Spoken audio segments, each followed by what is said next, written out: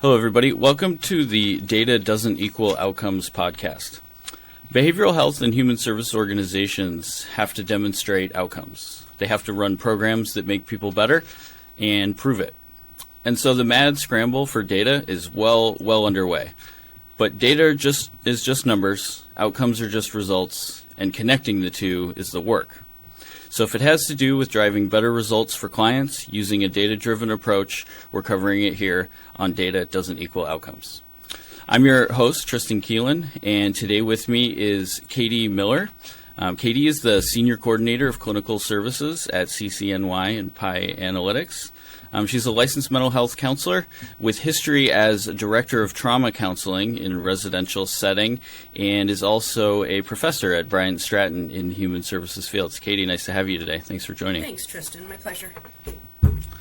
So I'm really excited to have you today because we're going to talk about a topic that's of particular interest to me, having worked in the field of data analytics and quality improvement. And it really connects to the idea of trauma-informed care. So I've had this theory for a long time that trauma-informed care as a clinical ideology or guiding principles often gets lost outside of the clinical settings. It doesn't carry over into some of the administrative functions or things outside of the clinical practice. So I'm really excited to talk to you about that today.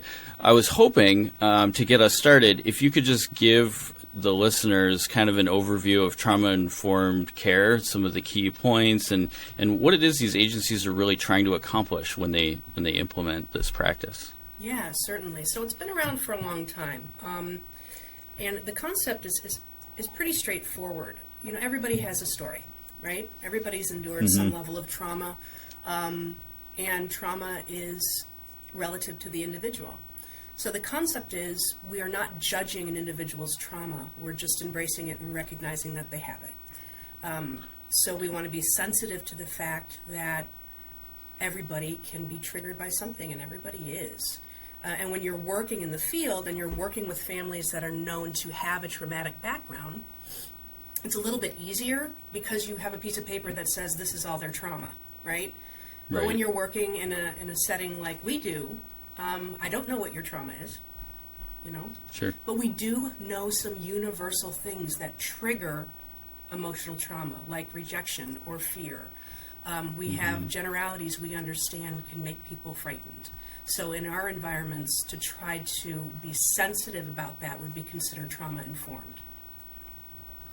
Right.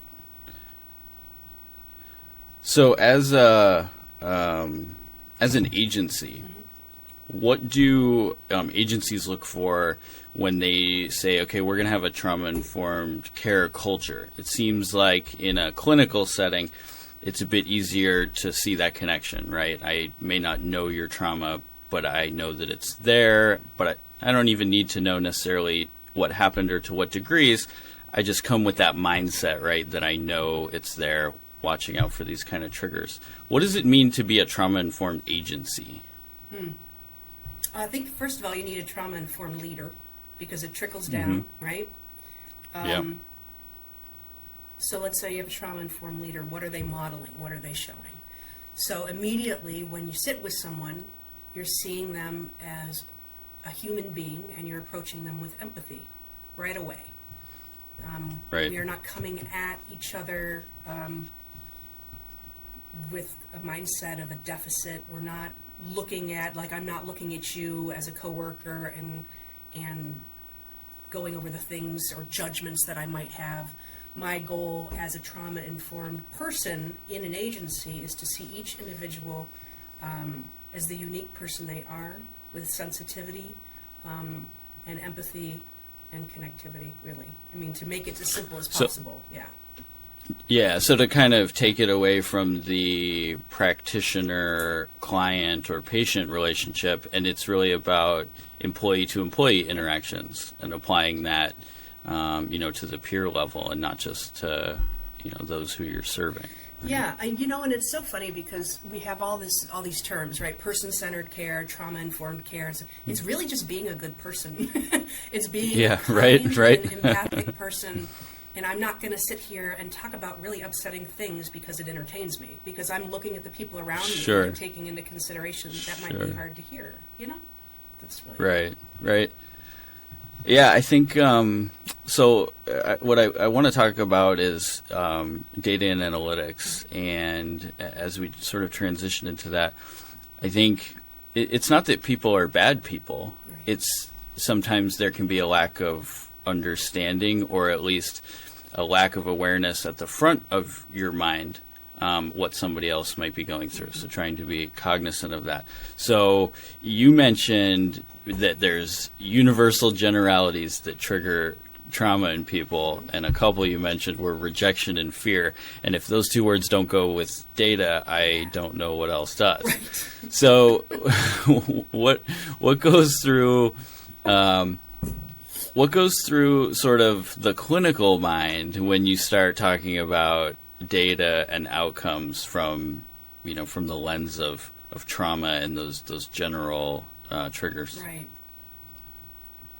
Well, I think first of all, you got to realize that a lot of folks, okay, so let's take the culture of clinicians, right? It's very different than the culture of data folks. We're just different people. Mm-hmm. Call it left, right brain, whatever you want to say. So the first piece that I think can be dangerous is assuming that a clinical person understands all the information you're giving to them. You hand them this piece of paper, maybe with different numbers, and then there's a statement at the bottom of it that says, these things need to be improved, please send me your corrective action plan. So that's like, I'm screwing up. Clearly I'm screwing up. Right. So now I'm on the defense. Yeah. Now I feel like my job's at stake.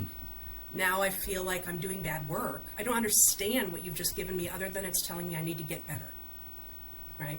Sure. So approaching people, and again, in that person-centered care, and I keep referring to that, but it's also very trauma-informed, is meeting the person where they're at. So first of all, before you hand anybody data, say, what is your experience with understanding data, and does it matter to you?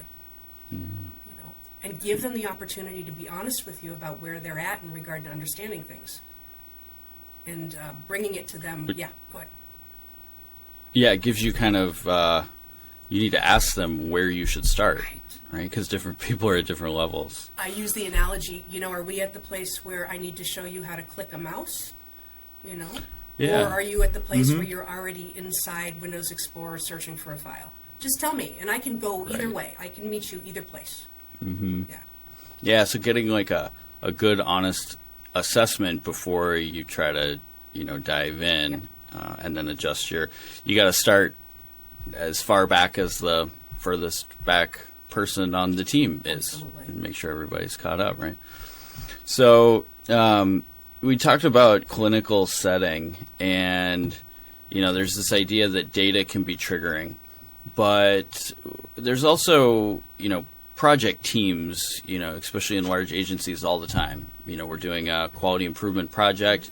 It's fairly universal best practice to bring people to a team that are representative of a program, which would include, direct care workers. What might a direct care worker have gone through before, the data QI people show up and say, hey, now we're going to crunch numbers and talk about process improvement? What kind of, daily trauma can they be bringing in that really affects their ability to perform in that meeting that should be recognized? Well, first of all, I think even just pull it back further, I don't even think just direct care workers at all. You, me, somebody at the front desk coming to a meeting, what did they go through this morning before they're sitting down? But looking, or what did they go through the night before? Who knows, right? Yeah. So if we go with an agency provider, my goodness, it can be a variety of things. And I think it's important to remember that, not that what we're offering isn't important, but we are absolutely the last concern on their mind. They're sitting there trying to negotiate that they've got a child that needs to be hospitalized, and they're suicidal, and they've been sitting in the psychiatric emergency room for 2-3 days maybe, and they need to get out of this meeting because they need to go see if that kid needs some water or if they need some emotional support. So when they come into meetings like this, that's always in the back of my mind. So when I'm engaging with folks, I never keep them longer than an hour. And I start with the preface of, if you got to go, or if you need to take a call, and they know that when they're working with me, just go do what you got to do. Go do what you got to do. Right. So some of the things that, and it's been unprecedented this year, the things that our workers have witnessed or had to help families through, it's heartbreaking, really. And then they come to these meetings ready to prepare to do even better work for the next family, every single time. Right. It's interesting you mentioned, unprecedented times. I was running a number of projects when the initial pandemic lockdown started, and the only reasonable thing to do for our programmatic staff was to cancel those projects because they no longer applied anymore. It was a whole new sense of urgency. And cancel data review meetings that were upcoming because people just had to focus on what was directly in front of them. And as important as data analytics are, it has to take a back seat when it has to take a back seat. Right. And that's very trauma informed right there. The agencies, I would meet with them regularly just to see how they were doing and how their staff was doing. Right.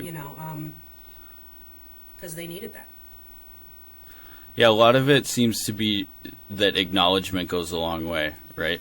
You don't have to cancel the meeting, but you can tell people if you're not up for it, it's okay for us to reschedule. Like giving those options, which we talk a lot about safety, right? Giving that safe space around QI and data.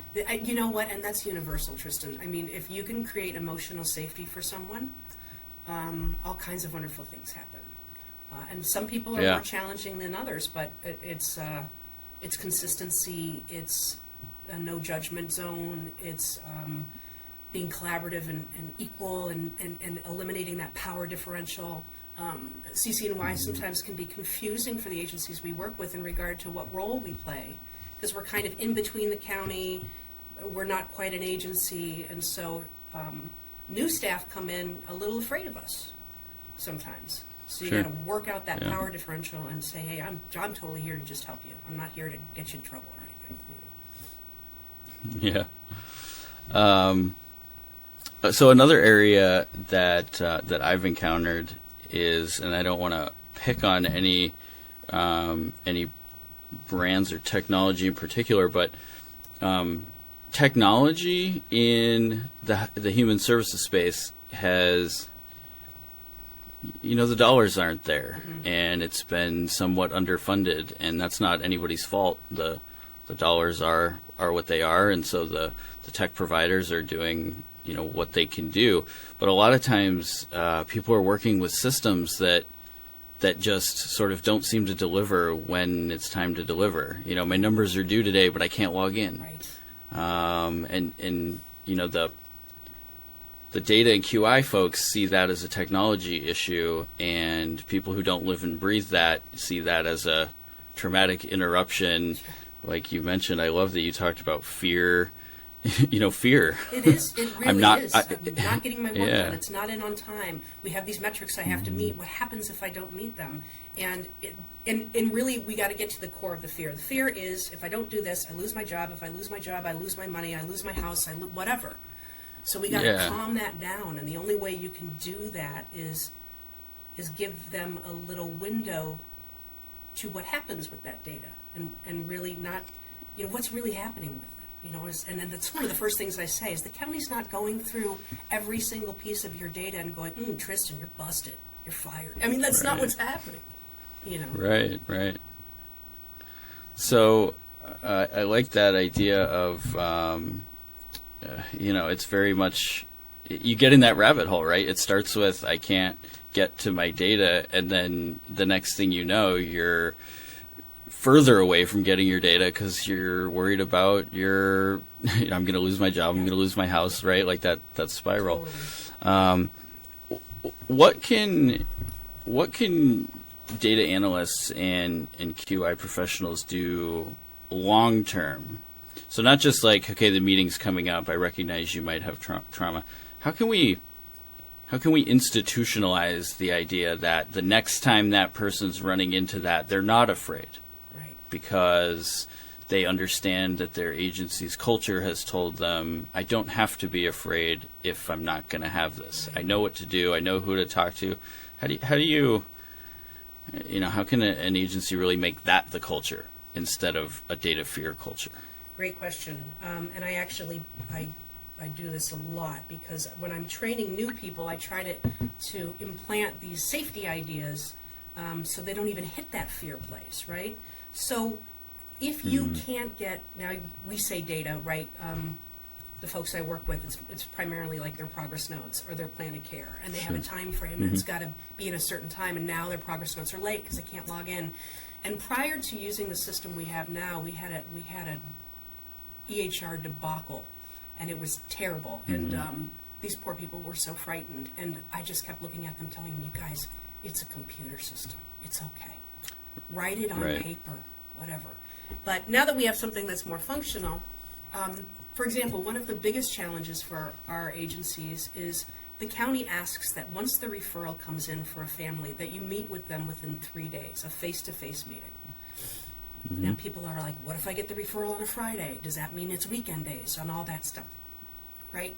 And so I immediately say, here's the expectation, but we all need a bar, right? We just need a bar. So if you can't meet them in 3 days, document the bejeebus out of it in your system about your phone calls and your texts and all that.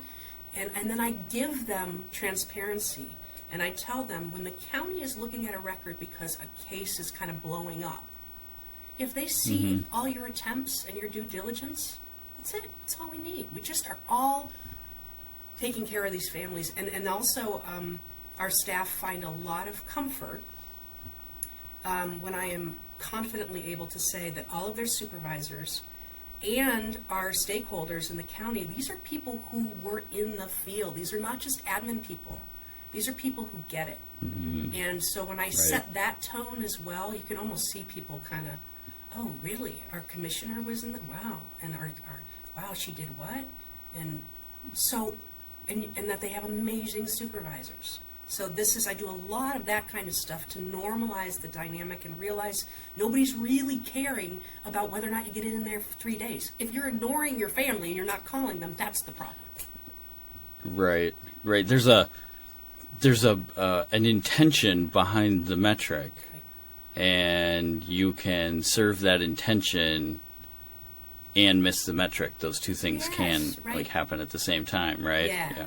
And you know what's interesting too is that's an excellent way of putting it. In some of the tools that we use, when I'm working with supervisors to help their staff improve, you look at the two things, right? The things that involve just paperwork and the metrics that involve family engagement. And 9 out of 10 times, if the paperwork's a little off and you look at the metrics like face-to-face visits or consistent child and family team meetings, they're rocking those. And that just tells me you've got a wonderful clinician who's engaged with their families who doesn't really see the buy-in in a lot of paperwork. Okay. So let's help them understand why it's important. And then that's the next step where I meet with them and talk to them about why it's important. Because I was not a believer either until I understood the back end of things.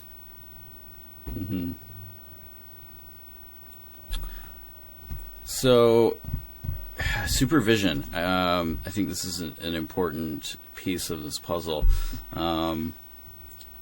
especially from the top. So I'm thinking back to my business school days, and one of the first lessons we got around human resource and culture was that culture comes down from the top. It cannot grow from the bottom up. It will always reflect leadership. And all of these ideas about, it's okay as long as you're documenting, or this meeting can be rescheduled because you're managing, real client crises. Let's come back to it at a better time. If those types of things aren't supported at the top, right, then it doesn't matter. If you're your lonely old data analyst who's trying to push a project through, and if you say, oh, it's okay that your numbers aren't here, let's just push this a week, and that person goes in the back of their mind, well, I know my CEO doesn't believe that. I know my program supervisor doesn't believe that. You can't alleviate the fear at the peer level. They have to know from the top down. So if you had all the CEOs in a room right now, what would you tell them in terms of, data in these projects? It's actually the same thing. And I'm lucky that in my position I get to work with all those people. I get to work with our county. I really see myself as a liaison in that way, because what the information, we're all struggling with the same things, right? I can sit with somebody who is a care coordinator, and I can sit with our deputy commissioner, and everybody's struggling with the same stuff.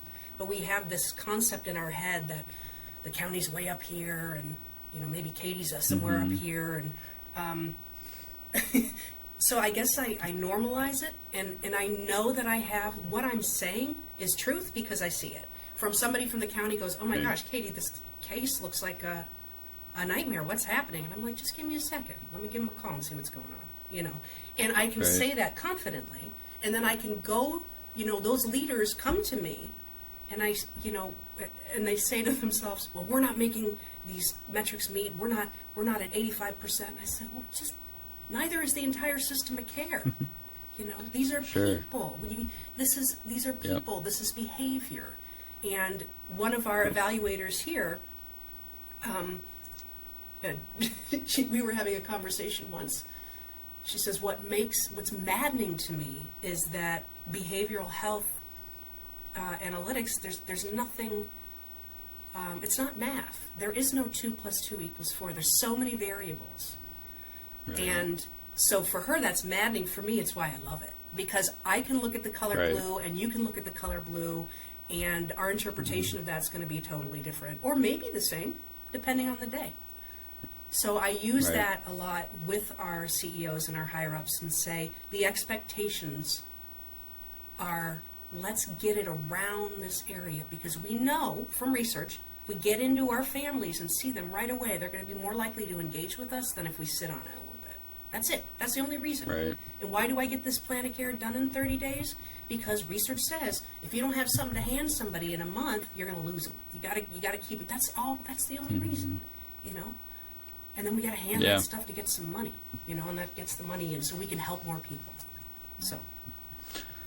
So I actually did that. I did that once as a data analyst. I pulled some of our program's discharge results, and I filtered them by those that had met the initial face-to-face time frame and those that didn't. Mm-hmm. And there were positive outcomes when the metric wasn't met. But on a numerical assessment scale, it was like met face-to-face on time was up here, and met face-to-face after time was still positive, but like half the improvement. And they went, wow. And I'm like, I guess I didn't necessarily know it either because I'm just coming at from the numbers first, and I'm like, you know what? You know how we all complain about this and think it's arbitrary? It does actually cut our outcomes and splits them in half. So and that didn't come from nowhere. Right, and that goes totally back to social work school 101. What is the most important thing in a therapeutic relationship? It's the engagement and the relationship. You can use whatever modality you want, pull out every evidence-based practice you want, but if you're not there, and I tell this to our care coordinators and our vendor network, do what you say what you do, show up when you say you're going to be there, and you will get better outcomes simply because they can trust you and go back to, not to beat a dead horse, but feel safe. If you're consistent, you create safety, and consistency removes insecurity. Insecurity is a son of a gun, and we see that in the workplace. People do really weird stuff when they're insecure, and that's fear, and that's fear. So if we can alleviate that fear by being transparent and educating, and with our clients and with our workforce. Yeah, I think consistency is a great topic for what a QI professional can bring to the table.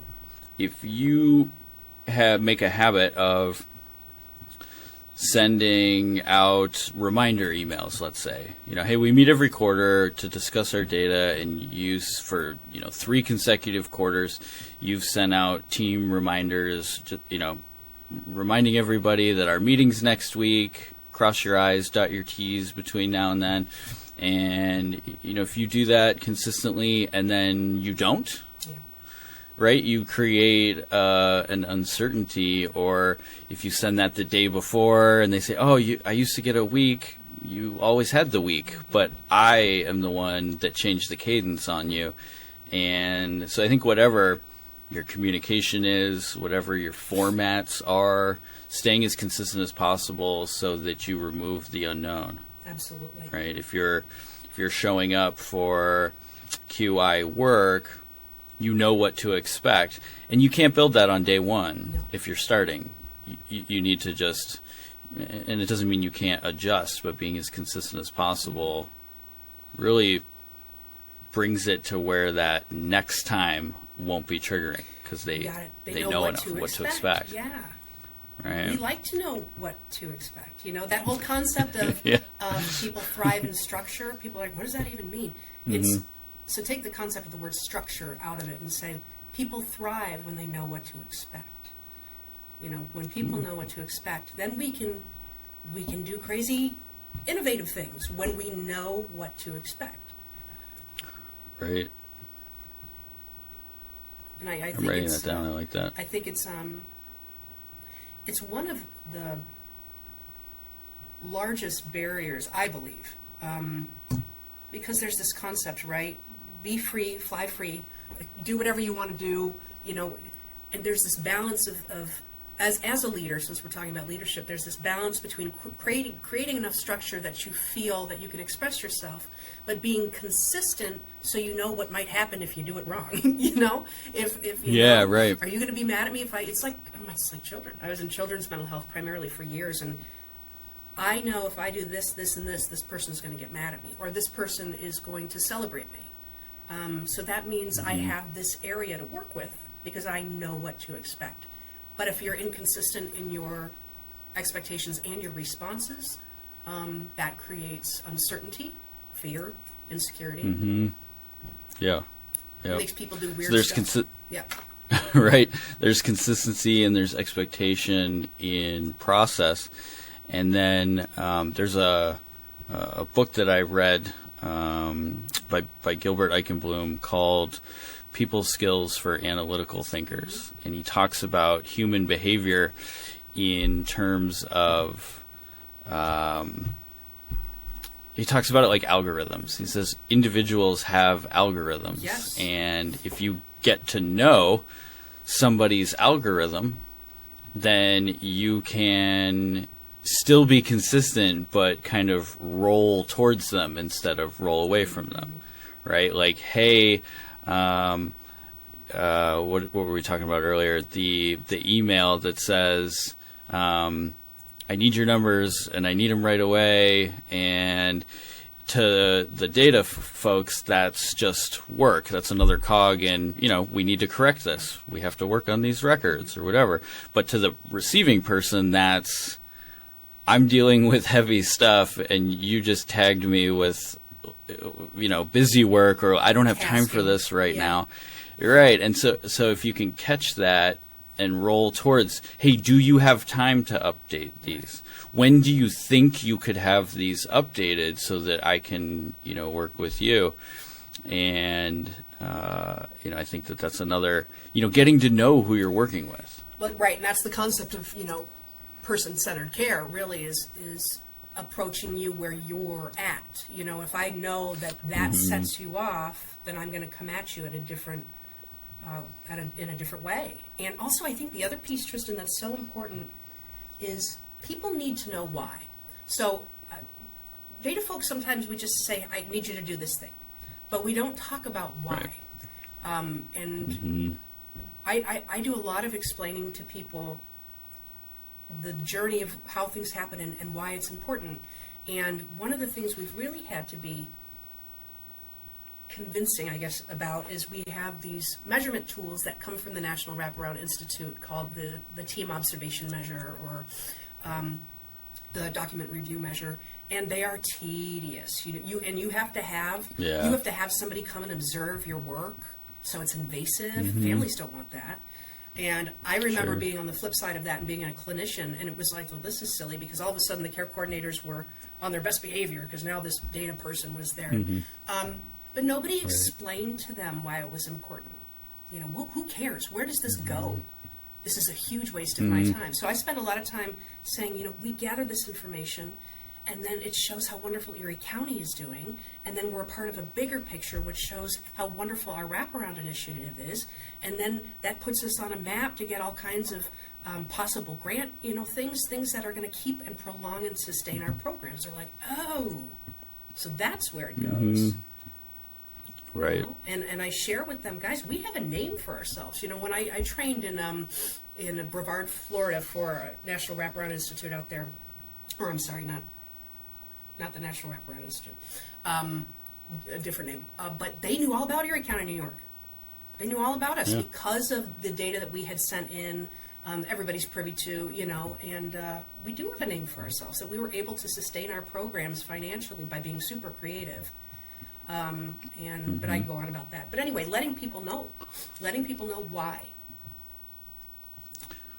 A couple things come to mind for me about that. The first one is, if you're me, and I have no clinical experience, I came at this industry from the data side first, and you can come at it two ways. Either the data always tells you what you need, and I don't need anybody else to help me, which I don't recommend.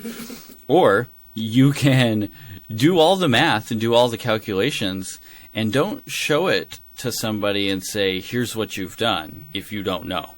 And trust me, if you haven't done it, you don't know. Show it to them and ask them what it means. Yeah.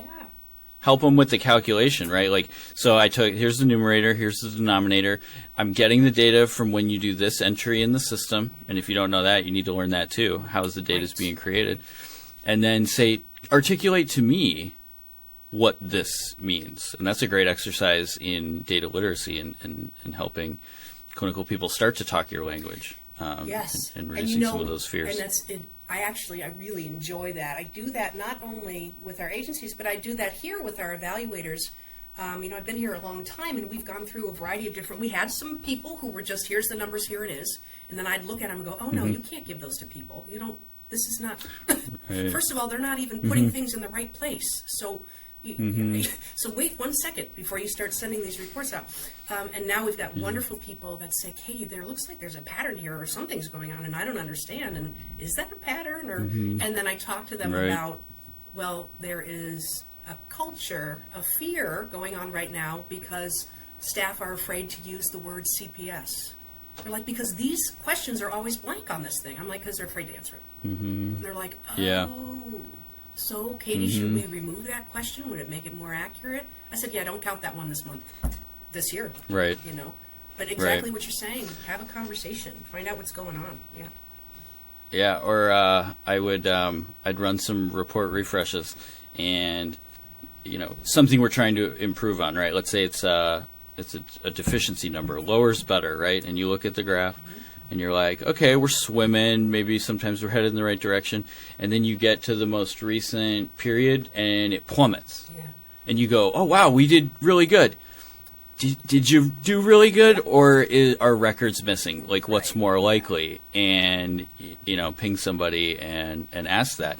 What's the smell test? Did we go from doing okay to, all of a sudden perfect? If the answer is yes, that's great. Yeah. But people deserve a chance to look into that before you show up at a meeting and say, either A, declare victory, or B, declare that that we're doing really horrible at something if it's just, documentation's missing, right? And then we need to talk about that. Yeah, and I think that is so important, with some of the tools, when you are pulling information, be very clear when data is missing as opposed to when, it's registering as something else, yeah. Right. The other thing you mentioned was, where does the data go? And that's so huge, because it doesn't look like a lot when you ask somebody to collect another piece of data, if that's the world that you live in. But coming to a team and saying, now you have to do this additional form, or I've added additional fields to this form. What goes through the clinical mind when that conversation has to be had? Well, I'm sitting on something right now that I'm hesitant to want to ask them to do, especially with how crazy things are. So I work very hard to support the agencies and the workers in minimalizing the amount of clicks they have to do when they're working on something, Yep. you know, and they already work in multiple computer systems. Because of the way, like you were talking about technology, our state system will not talk to our other system. So they have an immense amount of paperwork. So when you tell somebody it's just 5 more questions, for some folks that could be the difference between staying in the position or leaving. I mean, it can be that dramatic. So when I'm building a custom assessment or something in our EHR system, I work really hard to try. I hate the analogy, you know, killing 2 birds with 1 stone. I gotta think of something else that's terrible. But you know, that concept where let's get as much bang for our buck. So, and as years went on, and I understood, hey, if we just get them to put the information here, eval, we can pull multiple reports from that one place. So it's a big deal. And sometimes, and that's why I'm so grateful that we have stakeholders that understand that concept, and that I have support from the county when I am making a huge effort to minimalize that sometimes you got to spend a little bit more money to get it all in one place, that kind of stuff. It's a huge deal, actually. Yeah. So I used to do a brief QI overview training for all staff. Every, fairly large agency, fairly diverse program set. So in a new hire orientation, I may have had, mental health counselors. I may have had residential youth care workers. I may have had HR staff. If there was a new accountant, I mean, you name it, right? We'd have everybody in the room. And I'd give them all some promises. I said, you guys aren't going to see me again for a while. You're going to go do your work and learn how to do your job. And then one day I'm going to show up. And remember that I'm a nice guy, right? Remember that I'm going to make you some promises today, right? And some of those promises were things like, I can't promise you that I keep your clicks under a certain amount, but I can promise you I'm always looking for the shortest possible click paths for you, right? And when there's a lot of clicks, I still promise that I tried, right. I'm trying to do that, right? And that I won't ask you to collect new data if I'm not going to use it. And then you have to use it. Yeah. And they have to see it. You have to create that feedback loop that, and they don't even always, depending on the metric or depending on what it is, don't even necessarily have to analyze it, digest it, love it, understand it. They just need to know that it doesn't go into this black hole vacuum somewhere to be saved for a later date. How important is it that people putting data into systems get to see that there's analytical work on the back end, and that makes that data collection worthwhile? Yeah. That's so true. Yep. And when I'm training, and I'm training new folks in the system, I show them the tools. Like you were saying a little earlier, that making sure they understand where things are coming from. If you need to have a crisis plan in 12 days, how do we know it's 12 days? And showing them, and then showing them what it looks like when it pulls through, and that it's a percentage, right. And look at how awesome you're doing, or oops, you were doing the wrong part of the crisis plan, and that's on me because I trained, right. I didn't specify that, But you're so right, showing them where it's going and using it, yeah. Using it, right? And then, when it looks good, celebrating that and making sure that there's some positive reinforcement around data. Yep. And not just we only look at the bad numbers. Big right? deal, yeah. Yeah. That's a pretty comprehensive look at data and the potential traumas around it. Any final thoughts that you'd like to leave the average QI professional with when they're approaching clinical staff with their hot new dashboard?